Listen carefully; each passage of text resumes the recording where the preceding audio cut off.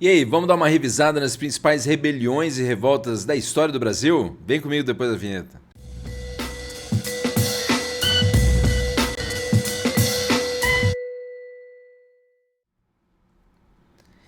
É isso aí, sou louca, seu louco, aqui é o Prof. Alves do História em Casa nessa ondinha do saber. Porque você lembra que hoje a gente vai aí de aula, mas antes de continuar, é claro, já dá o like no vídeo, se inscreva no canal se não é inscrito, ativa o sininho e também segue a gente lá no Instagram e no Facebook do Prof. Alves História em Casa, além de ouvir o nosso podcast no Spotify. Não esquece, hein? Não esquece também de compartilhar o canal com a galera e deixar o seu comentário aí ao final do vídeo. Hoje aí, a partir, é claro, da proposta de alguns alunos, vou comentar aí sobre as principais rebeliões e revoltas aí da história do Brasil.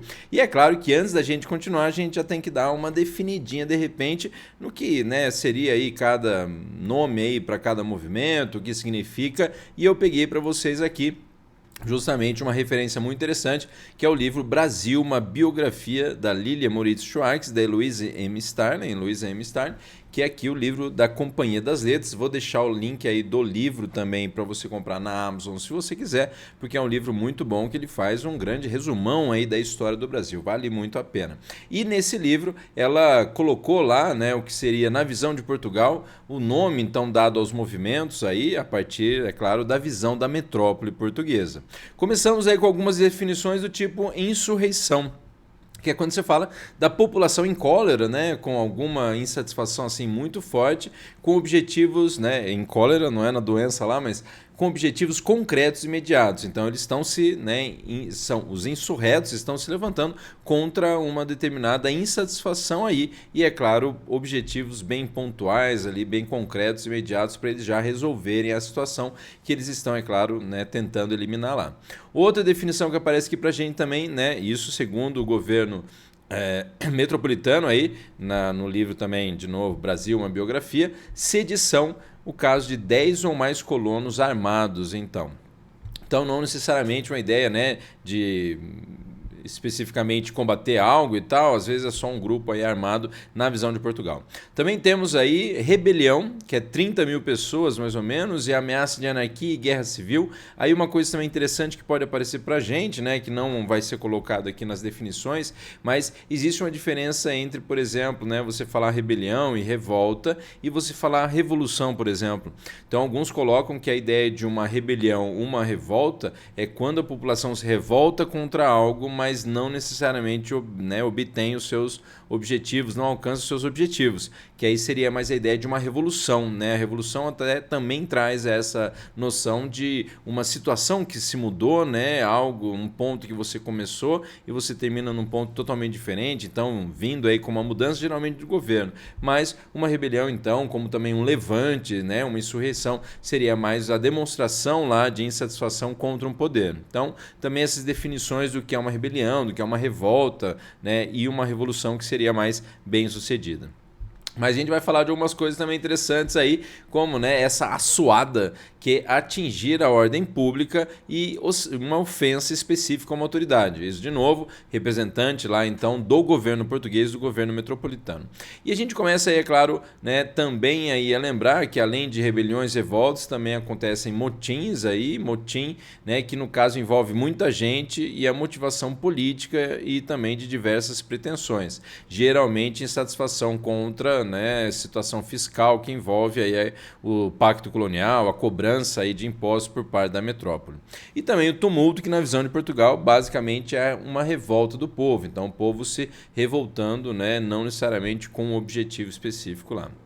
E aí também, muito importante para ressaltar aqui que não peguei todas as rebeliões da história do Brasil, todas as revoltas, eu só fiz uma seleção aí das principais, vou comentar uma ou outra aqui, mas na verdade você tem uma porrada aí de movimentos.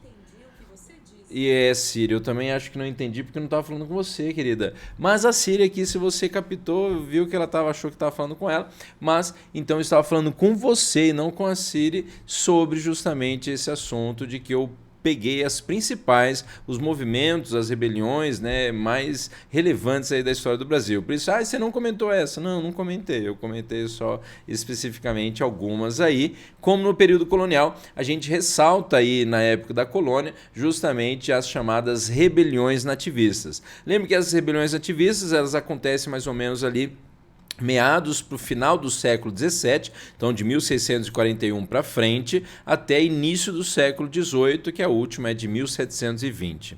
Lembre que essas rebeliões aí, elas têm esse nome de nativistas, não porque tem a ver com os índios, até de novo, não estou pegando, né, as reações aí contra as invasões estrangeiras, como seja França Antártica, França Equinocial, a própria insurreição pernambucana, que é a luta para expulsar os holandeses lá de Pernambuco. Eu não comentei nada disso, a gente está falando aqui de movimentos como esses, né, que são feitos por colonos e não por indígenas. Você tem aí movimentos também que indígenas vão combater os portugueses, que eu não estou citando aqui agora, mas aqui a noção de rebeliões feitas pelos nativos, que seriam, no caso, os colonos. Lembrando que as rebeliões, na sua maioria, elas são movimentos com caráter local, elas não especificamente têm aí, né, uma ideia de romper com Portugal, então elas não são emancipacionistas, elas só, né, tentam justamente resolver problemas mais locais aí que os colonos em determinadas regiões têm.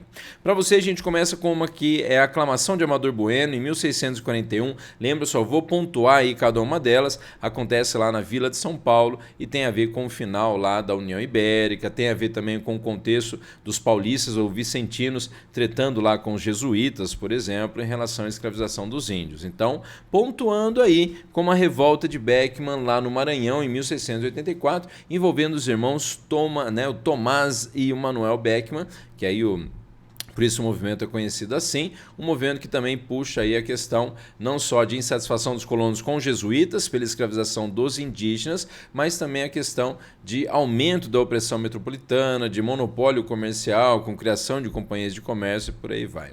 Mas lembrando aí que nós temos também outras rebeliões nativistas, como a Guerra dos Emboabas de 1709 e 1710, na região para nós hoje fronteiriça entre os atuais estados de São Paulo e Minas Gerais. Uma disputa aí entre os paulistas e os emboabas, que eram os forasteiros que chegavam, né, lá de Portugal ou de outras capitanias para fazer a exploração do ouro. E esse conflito, então, entre esses dois grupos.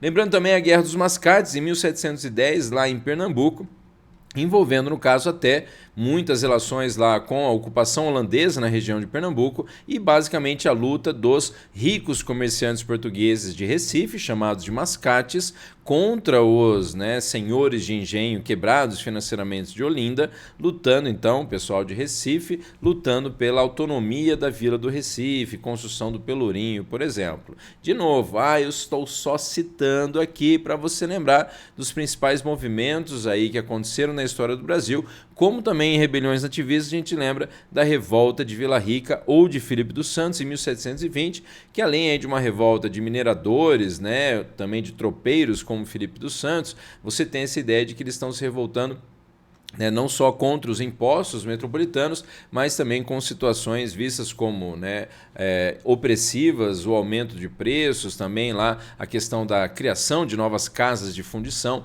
que limitava a circulação do ouro que não fosse em barre com o selo da coroa portuguesa. Bom, mas lembre que essas são rebeliões nativistas e a gente tem um segundo momento aí importante, que é mais para o final do século XVIII, quando você tem as tentativas emancipacionistas. Lembre que as tentativas emancipacionistas, aqui eu selecionei 3, na verdade, às vezes pode aparecer uma lá no Rio de Janeiro também, mas essas tentativas emancipacionistas, então, já são movimentos que têm a pretensão da emancipação, de romper, então, com Portugal. Como, por exemplo, aí você pode lembrar da Inconfidência Mineira, de 1789, e também da Conjuração Baiana de 1798. Lembra que os dois movimentos podem aparecer, Conjuração Mineira, Inconfidência Baiana, tudo a mesma coisa. Lembra aquela ideia também, como eu falei, na visão portuguesa, o certo aí, né, para os portugueses é Inconfidência, no sentido de que os colonos não foram fiéis, não foram confidentes à metrópole portuguesa. E na visão brasileira, o nome de Conjuração, no sentido de que os participantes juraram aí, né, seguir aí a luta, juraram defender aí aí os preceitos, né, que eles tinham. E lembrando que a gente tem, como falei, uma que acontece no Rio de Janeiro também, mas pode aparecer também para você uma que acontece durante o período joanino. Lembra uma tentativa emancipacionista chamada de Revolução Pernambucana de 1817, né, que também, como eu falei, faz parte então do contexto em que a família real portuguesa está aqui no Brasil, durante o período joanino, no caso aí, né, de 1808 a 1821. Então, mais um movimento que tentou, então, romper com Portugal, tentou fazer a independência do Brasil. E, dando destaque para a gente também, movimentos que vão acontecer durante o primeiro reinado, de 1822 a 1831, isso aqui já é o Brasil independente, é claro, certo?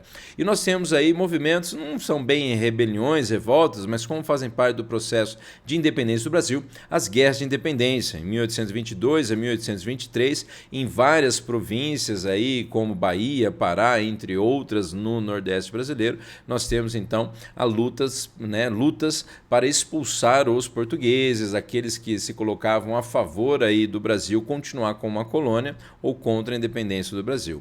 Mas no primeiro reinado, o que você tem mesmo de revolta é a Confederação do Equador, que acontece em Pernambuco.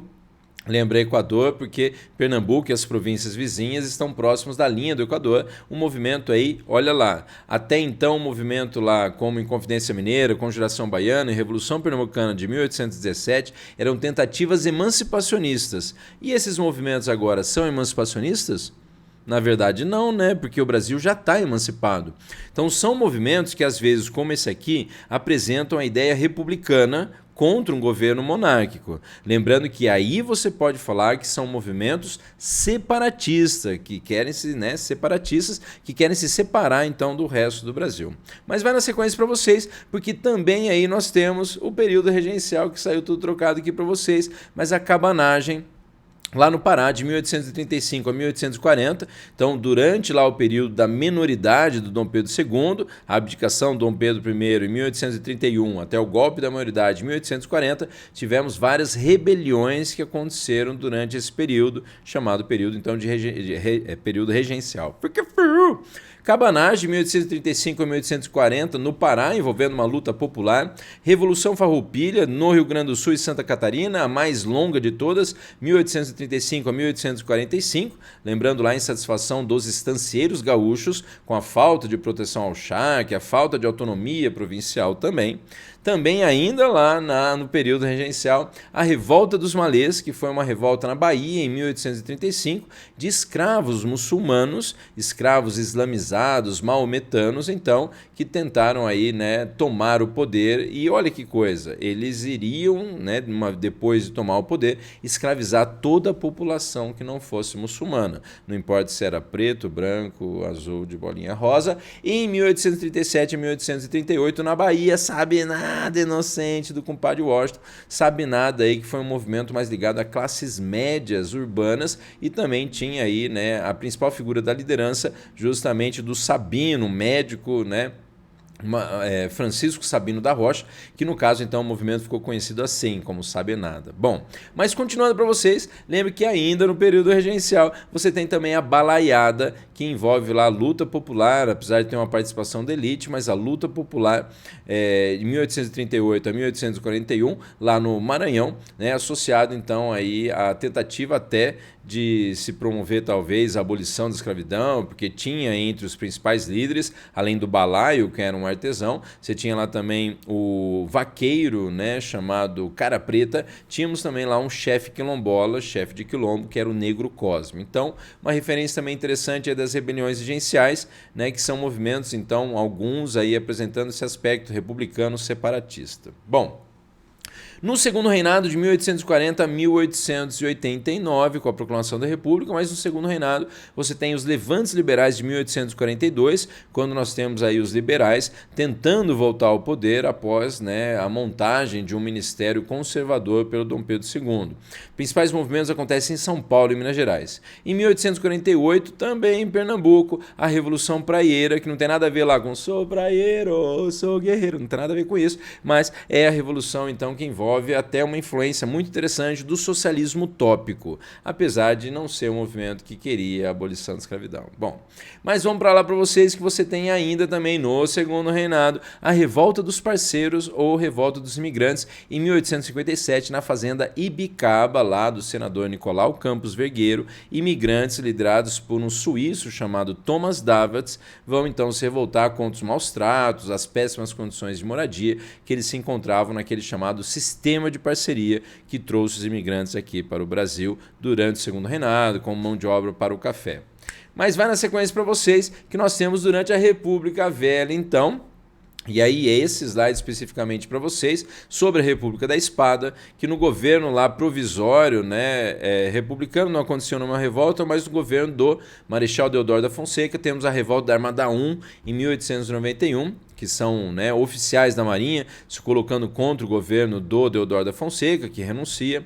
Revolução Federalista e Revolta da Armada II, o Regresso Sangrento, que acontece no governo do Floriano Peixoto. Revolução Federalista, que na verdade tem a ver com o Rio Grande do Sul, não tem a ver com o presidente, Marechal Floriano, mas ele vai acabar apoiando lá, né, os castilistas, que são o grupo adversário aos federalistas, e a Revolta Armada, que é a Marinha aí inteira como instituição, se colocando contra o governo do Floriano, também assim como Deodoro ali, visto como, né, ditador. Bom, mas durante aí a chamada República Velha, lembra que a gente tem também lá o período de República Oligárquica ou do Café com Leite, em que você tem movimentos como a Guerra de Canudos, 1896 a 1898, durante o governo do Prudente de Moraes, envolvendo lá messianismo, mito do sebastianismo, fanatismo religioso, né, exploração do trabalhador também, aquela ideia de luta por, né, acesso à terra, então luta contra a concentração fundiária.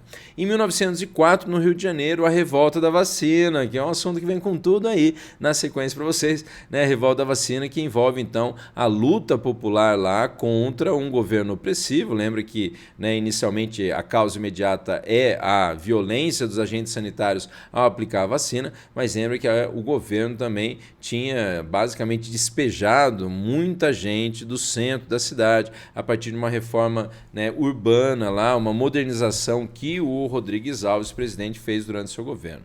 E lembra que no governo do também aí, né, militar, assim como o tio dele lá, o Marechal aí, Hermes da Fonseca, logo que ele assume o poder, ele encara lá a Revolta da Chibata, que é uma revolta de marinheiros contra os castigos corporais, como essa chibata, né, que também envolve a luta contra péssimas condições de trabalho, e a Guerra do Contestado, que puxa muito Canudos. Essa aqui já, enquanto Canudos era no interior da Bahia, Contestado já acontece no que hoje é a região oeste de Santa Catarina, mas no sul. Mas presente também messianismo, fanatismo religioso, sebastianismo e tal.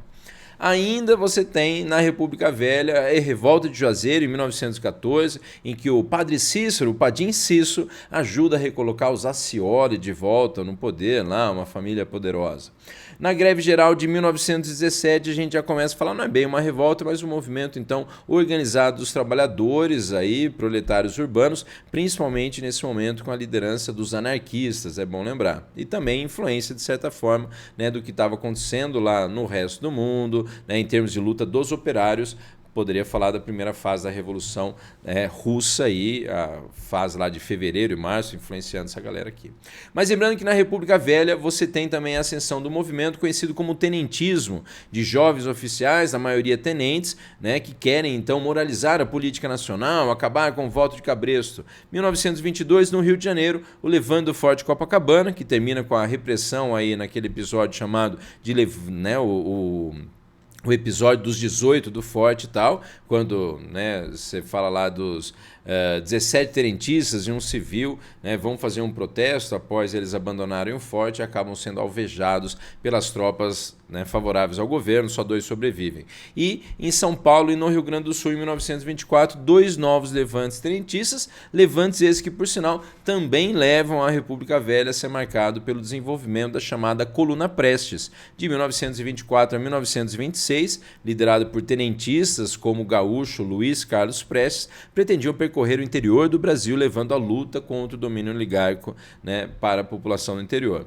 E também a gente pode falar, né, com a ascensão aí, né, da insatisfação das oligarquias dissidentes, como o Rio Grande do Sul, na figura do Getúlio Vargas, e o apoio de alguns tenentistas, a preparação do movimento conhecido como a Revolução de 1930, que acaba com a República Velha e começa justamente o período chamado de Era Vargas. A Era Vargas, de 1930 a 1945, marcado aí pelo, né, contexto aí de 3 fases no governo dele. Mas a primeira fase, que é o governo provisório de 1930 a 1934, em que ocorre a Revolução Constitucionalista de 1932, envolvendo a insatisfação da elite política paulista. E aqui aparece um conceito interessante. Lembra que eu falei? É rebelião ou é revolução? Falam que quando é revolta, né, ou rebelião, é quando não se consegue atingir o objetivo. E essa aqui, se for ver, ela não conseguiu tomar o poder, mas ela conseguiu atingir os objetivos políticos. Tanto você pode falar que a Revolução Constitucionalista de 1932, ela representa, né, no caso lá, uma derrota militar, porque ela não tira o Vargas do poder, não consegue tomar o poder, mas ela representa uma vitória política, porque ela tem os seus objetivos atingidos, né, atendidos, como é o caso lá do Vargas convocar eleições para uma Assembleia Nacional Constituinte para elaborar uma Constituição. Ainda durante a Era Vargas, nós temos já na fase lá do governo republicano dele, né, e na fase posterior, que é o Estado Novo, no governo republicano, a intentona comunista em 1935, que foi quando os comunistas, então, liderado por Prestes e tal, tentaram tomar o poder e acabaram reprimidos aí com um grande número de prisões, e já no Estado Novo, já na ditadura varguista, a intentona integralista. Lembra que nesse caso dos integralistas, que eram adversários dos comunistas aí, né, no aspecto ideológico, no aspecto e no espectro ideológico, você tem então, lembra, a intentona, que é a intenção, é a tentativa de tomar o poder. Durante aí a fase que vem seguinte, que é a fase da República Democrática, não dá para a gente notar nenhuma grande rebelião, nenhuma grande revolta, mas durante a ditadura civil-militar de 1964 a 1985, aí a gente pode falar do desenvolvimento da luta armada urbana e rural, aquela, né, situação da esquerda, então, caindo para a luta armada, fazendo sequestro de embaixadores, fazendo também lá assalto a banco para tentar financiar novos movimentos, para tentar derrubar o governo, né, que era, no momento, controlado pelos militares com apoio de civis aí de direita. E o movimento também de 1967 a 1974, a guerrilha do Araguaia, que foi uma tentativa aí dos comunistas organizarem, então, uma luta armada rural. Então, ficar esperto aí de que esses são os principais movimentos aí que marcam a história do Brasil. O vídeo ficou meio extenso, mas espero que você tenha gostado desse resumão aí, tal, dessa sequência das principais rebeliões. E se você ainda não deu like no vídeo, já dá o like no vídeo, já se inscreva no canal se não é inscrito, ativa o sininho, também segue a gente lá no Instagram e no Facebook do Prof. Elvis História em Casa, além de ouvir o nosso podcast no Spotify. Não esquece, hein? É isso aí, até a próxima aula com o Prof. Elvis História em Casa. Até mais, valeu!